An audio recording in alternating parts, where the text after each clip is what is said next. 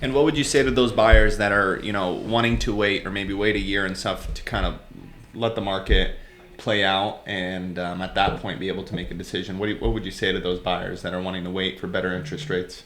Well, I've always learned there's two ways to buy a house. Is either you can buy and wait or wait and buy. So if you buy and wait, let's say you bought a house in 2008, one of the worst times to ever buy a house in human history. If you bought a house and waited, you'd be substantially up on your investment right now. Yeah. So uncertainty in the market creates fear for sellers. And if you can capitalize on that fear through negotiations, you can really come out on top in this market. Okay. Yeah, no, that definitely makes sense. And a lot of things I like to tell those buyers is they got to keep in mind that if the interest rates keep going up, it's going to be a direct impact on rents going up as well.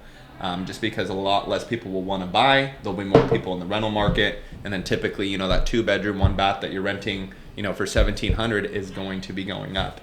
And so that's something we also have to keep in mind is, when you are locking in that interest rate, you locked in that rate. So if the rates get better, great, we can always refinance.